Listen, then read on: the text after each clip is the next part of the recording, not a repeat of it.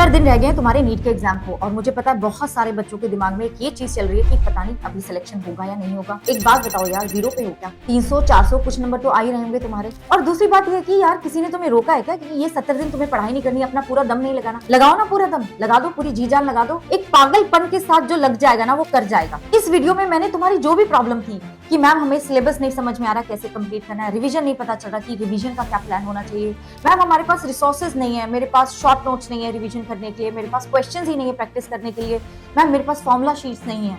आपको सब कुछ तो दे दिया, सब कुछ दे दिया इस वीडियो के माध्यम से मैंने फ्री में आपको, चाहे फिजिक्स हो, चाहे केमिस्ट्री हो, चाहे बायोलॉजी हो। तो अब तो पूरा दम लगा दो यार। तुम्हें क्या लगता है तुम मेहनत नहीं करोगे तो दूसरा भी रुक जाएगा? ये रेस है, ये रेस है। अगर तुम नहीं दौड़ोगे तो दूसरा दौड़ना बंद नहीं कर देगा, वो और भी ज्यादा स्पीड से दौड़ेगा।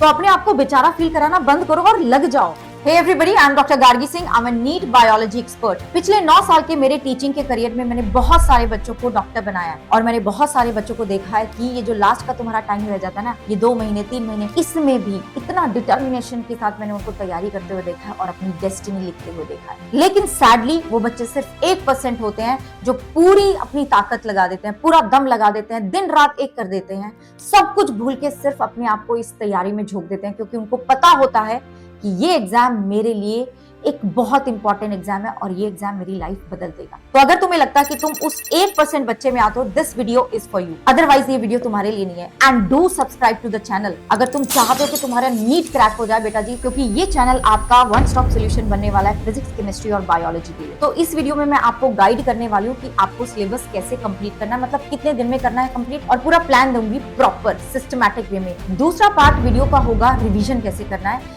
फिजिक्स, केमिस्ट्री, बायोलॉजी तीनों सब्जेक्ट का अप्रोच अलग होगा, मैंने उसी के अकॉर्डिंग पूरा का पूरा वीडियो बनाया है। रिवीजन तीनों का एक जैसा नहीं हो सकता।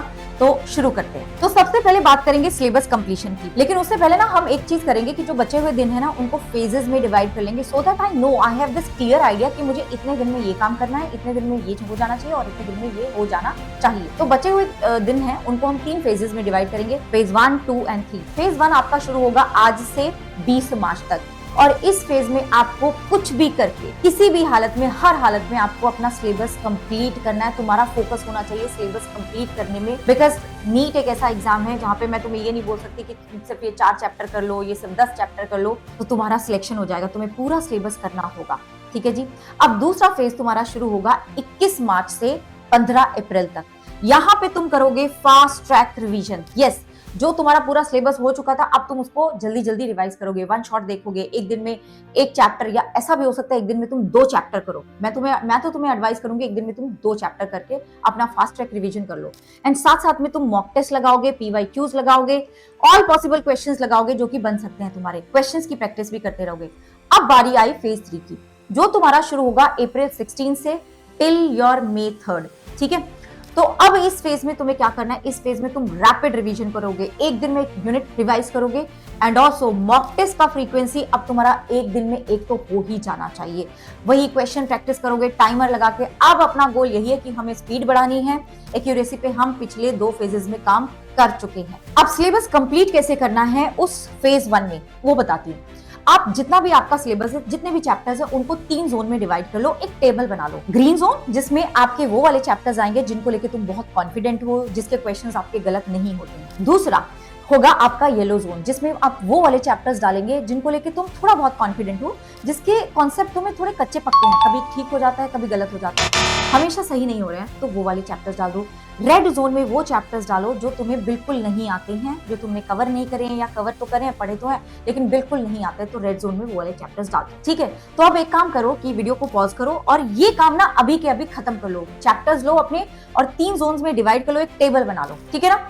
अच्छा, अब टेबल जब तुमने बना लिया तो वीडियो चलाओगे तो टेबल बना लिया तो एक चीज लिखना, कमेंट में लिखना done, table done, so that मुझे भी पता चले कि कितने बच्चे यहाँ पे उस 1% कैटेगरी को बिलोंग करते हैं जो कुछ भी करके अपना सिलेक्शन लेके जाने वाला है। तो सबसे पहले शुरू कर दो रेड जोन से, और उसमें भी वो वाले चैप्टर जो हाई वेटेज चैप्टर्स हैं। अगर तुम्हें नहीं पता कि कौन से चैप्टर हाई वेटेज वाले चैप्टर हैं, कौन से नहीं है, तो मैंने एक वीडियो बनाया था अभी 2-3 दिन पहले, यही इसी चैनल के वीडियो सेक्शन पे तुम्हें मिल जाएगा हाई वेटेज चैप्टर्स वाला, वो देखो, नोट डाउन करो उन चैप्टर्स का नाम। दूसरी बात, अभी आपको सिर्फ और सिर्फ वन शॉट फॉलो करने हैं, डिटेल लेक्चर नहीं देखना है क्योंकि डिटेल लेक्चर का कोई टाइम नहीं रहा है। तीसरी बात यह कि आप एक सब्जेक्ट के लिए एक ही टीचर फॉलो करो, ऐसा ना हो कि आज तुम बायो यहाँ पढ़ रहे हो, कल तुम बायो कहीं और पढ़ रहे हो, क्योंकि अगर तुम टीचर्स को बदलोगे तो साथ साथ उनका तरीका भी बदलेगा। सब टीचर अच्छा पढ़ाते हैं लेकिन उनका तरीका बदल जाएगा और फिर तुम कंफ्यूज हो जाओगे। तो 3 सब्जेक्ट हैं तुम्हारे, फिजिक्स, केमिस्ट्री, बायोलॉजी, 3 टीचर पकड़ लो और एंड तक उनके साथ ही रहना। बायो तुम मेरे साथ कर सकते हो, मैं गारंटी देती हूँ कि तुम्हारी 360 में से 360 की तैयारी ऐसी होगी ना 32 चैप्टर्स की कि आपकी एनसीईआरटी आपके टिप्स पे हो जाएगी। सुप्रीम कंटेंट आपको मेरे साथ मिलेगा, पीवाईक्यूज हो, एनसीईआरटी बेस्ड क्वेश्चंस हो, मॉक टेस्ट हो या फिर शॉर्ट नोट्स हो, सब कुछ आपको मिलने वाला है। मेरी प्लेलिस्ट ना मैं आपको कमेंट्स में पिन करवा दूंगी, जाओ देखो, जो चैप्टर्स हो चुके हैं उनको कवर कर लो।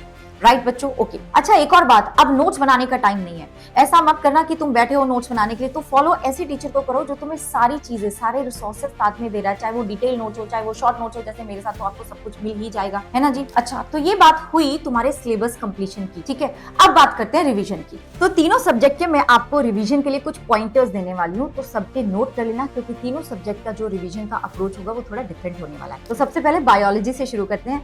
बायो का रिवीजन तुम्हें टेंशन लेने की कोई जरूरत नहीं है, पूरी बायो का रिवीजन तुम मेरे साथ कर सकते हो, 32 चैप्टर्स। यस, अब जो मेरे सेशंस चल रहे हैं, मेरे वन शॉट चल रहे हैं, अब उन वन शॉट्स में आप देखोगे कि मैं इस तरह से अपना सेशन प्लान करती हूँ कि बच्चे की सारी एनसीईआरटी वहीं पे कवर हो जाती है, आपको सब कुछ वहीं पे याद हो जाएगा, चाहे डिटेल नोट्स हो, चाहे कंसाइज नोट्स हो, चाहे पीवाईक्यूज की प्रैक्टिस हो, चाहे एनसीईआरटी बेस्ड दूसरे क्वेश्चंस की प्रैक्टिस हो, सब कुछ कवर हो जाएगा तुम्हारा, ठीक है जी।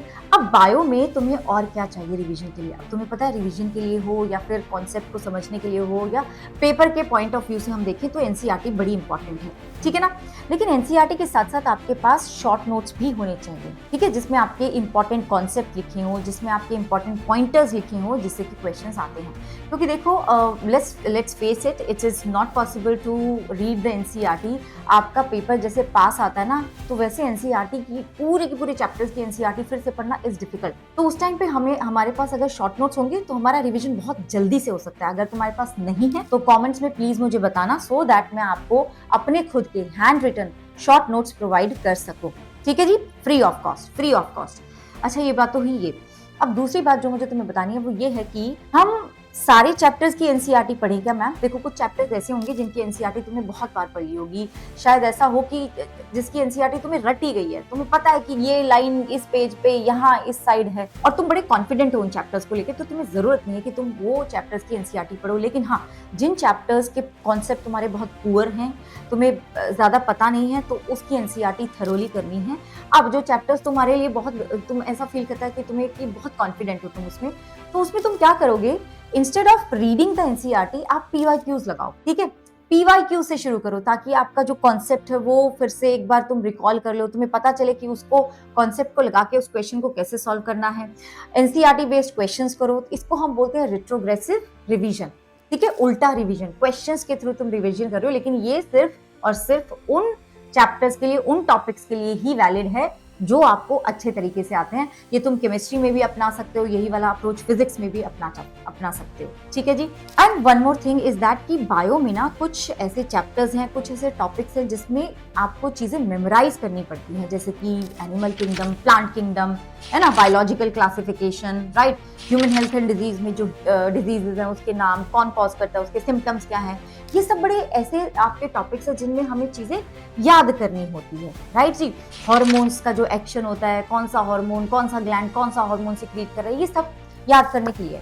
अब तुम क्या करोगे कि सुबह उठ के 10-15 मिनट ऐसे कुछ टॉपिक्स पे टाइम लगाओ। जैसे मान लो एक दिन सुबह उठ के एनिमल किंगडम के एग्जाम्पल याद कर लिए, फिर अगले दिन प्लांट किंगडम, फिर अगले दिन तुमने बायोलॉजिकल क्लासिफिकेशन उठा लिया, then maybe human health and disease उठा लिया। तो ऐसे रोटेशन पे करो, फिर उसके बाद फिर से एनिमल किंगडम, प्लांट किंगडम, ऐसे करते गए। तुम देखोगे कि कुछ दिन में तुम्हारी मास्टरी हो जाएगी उन एग्जाम्पल्स के ऊपर, उन टॉपिक्स के ऊपर, और तुम कभी नहीं भूलोगे। तो ये जरूर करना है। और हाँ, बायो में डायग्राम, इन टेक्स्ट क्वेश्चंस ये बहुत जरूरी है। टेबल्स बहुत जरूरी है, इनको स्किप मत करना, इनसे क्वेश्चंस पूछे जाते हैं। देखो फिजिक्स की बात अगर मैं करूँ तो फिजिक्स में ना सिर्फ थ्योरी से काम नहीं चलता, फिजिक्स में हमें प्रैक्टिस करनी पड़ती है ना, तभी जाके तुम फिजिक्स को मास्टर कर सकते हो। और उसके लिए तुम्हारे पास होनी चाहिए फॉर्मूला शीट, उसके लिए तुम्हारे पास होनी चाहिए शॉर्ट नोट्स जिसमें इंपॉर्टेंट पॉइंट्स लिखे हो, जिसमें कॉन्सेप्ट लिखे हो वो वाले जो तुम भूल जाते हो, जिसमें तुम ज्यादा गलती करते हो, वो सारी चीज एक जगह आ जाएगी तो उसको रिवाइज करना बड़ा आसान होगा। फिजिक्स के केस में जो टीचर के नोट्स होते हैं वो तुम्हारा बहुत अच्छा मटेरियल बन जाते हैं रिवीजन का। एंड PYQs, ठीक है, PYQs आप अपने प्रैक्टिस करो।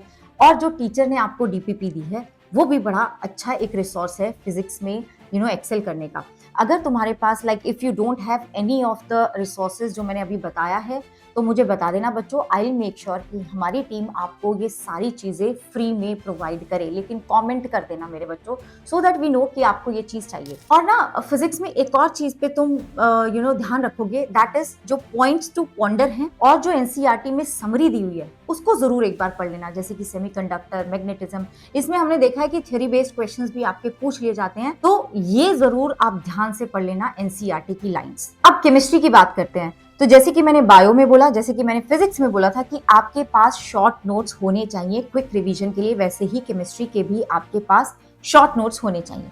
उसके साथ साथ उसके फॉर्मूला शीट्स भी आपके पास होने चाहिए। तो सबसे पहले हम बात करते हैं फिजिकल केमिस्ट्री की। अब जो फिजिकल केमिस्ट्री है उसका रिवीजन का अप्रोच मोर और लेस फिजिक्स के जैसा ही रहता है, क्वेश्चन सॉल्व करो। लेकिन बहुत बार बच्चे एक गड़बड़ कर देते हैं कि NCERT को स्किप कर देते हैं। अब बहुत बार जो क्वेश्चन होता है वो थ्योरी बेस्ड आ जाता है, जैसे कि इलेक्ट्रोकेमिस्ट्री से, तो NCERT जरूर करके जानी है। अब हम बात करते हैं ऑर्गेनिक केमिस्ट्री की।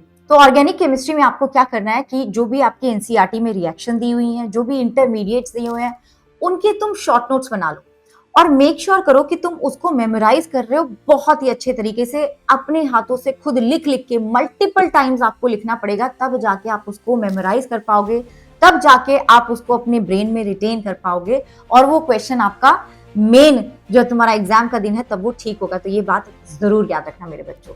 इनऑर्गेनिक केमिस्ट्री की बात करूं तो ये चीज देखी गई है कि बहुत बार ना बच्चे, ज्यादातर बच्चे जो पीरियोडिक टेबल और केमिकल बॉन्डिंग होता है ना उसके सिर्फ क्वेश्चंस ही करते हैं, NCERT नहीं पढ़ते, NCERT स्किप कर देते हैं, जो कि बहुत बड़ी गलती है जो तुम कर रहे हो। क्योंकि मैं बार बार बोल रही हूँ कि क्वेश्चन NCERT से भी आते हैं, थ्योरी बेस्ड क्वेश्चंस भी आ जाते हैं। सो प्लीज मेक श्योर कि ये गलती ना करो, सो दैट तुम्हारे मार्क्स ना कटे, ठीक है बच्चों। और यस, जैसे कि मैंने फिजिक्स में भी बोला था कि टीचर के जो नोट्स होते हैं, PYQs होते हैं, टीचर की जो DPP होती है, वो तुम्हारा एक बहुत अच्छा रिसोर्स होता है। इन केस ऑफ केमिस्ट्री ये बात बिल्कुल सही है। तो ये सारा कुछ तुम्हारे पास होना चाहिए। इनमें से कोई भी रिसोर्स तुम्हारे पास नहीं है, स्टडी मटेरियल नहीं है, तो मुझे बता देना, मैं बार बार बोल रही हूँ, कमेंट में लिख देना, सो दैट मैं अपनी टीम को बोल के आपको फ्री में ये सारी चीजें प्रोवाइड कर सकूं। तो अभी मैंने तुम्हें एक प्लान्ड वे में, एक प्रैक्टिकल वे में ये बता दिया कि आपका रिवीजन का क्या प्लान होना चाहिए, सिलेबस कंप्लीशन का क्या प्लान होना चाहिए तीनों सब्जेक्ट के लिए। अब आपके पास ले दे के कुछ 70 दिन रह गए हैं। इन 70 दिन में, इन आखिरी दिनों में अगर आपने अपना पूरा दम लगा दिया, अपने आप को इस आग में झोंक दिया, दिन रात एक कर दिया, पूरी मेहनत करी, तो वो व्हाइट कोट, वो मेडिकल कॉलेज तुम्हारा है। तुम्हारे पास देखो दो ही रास्ते हैं अभी, दो ही चॉइस, दो ही ऑप्शन है। एक, पहला ये कि पूरा दम लगा दो, 100% नहीं 200% कोशिश करो, पूरी मेहनत लगा दो। किसी ने मना तो ना करा है तुमसे कि मेहनत नहीं करनी, क्योंकि अब 70 दिन ही रह गए, तो पूरा दम लगा दो यार। क्या ये तुम्हारा सपना नहीं था? क्या अब सपना बदल गया? अगर आप सपना नहीं बदला है तो उसके लिए जो एफर्ट्स हैं वो क्यों बदल रहे हैं तुम्हारे? तो पूरा दम लगा दो ना, और अपने नाम के आगे डॉक्टर लिखवा लो, या फिर गिव अप कर दो, बोल दो कि तुमसे नहीं हो रहा है ना, छोड़ दो सब कुछ और पूरी लाइफ रिग्रेट में निकाल दो। तो चॉइस इज योर्स।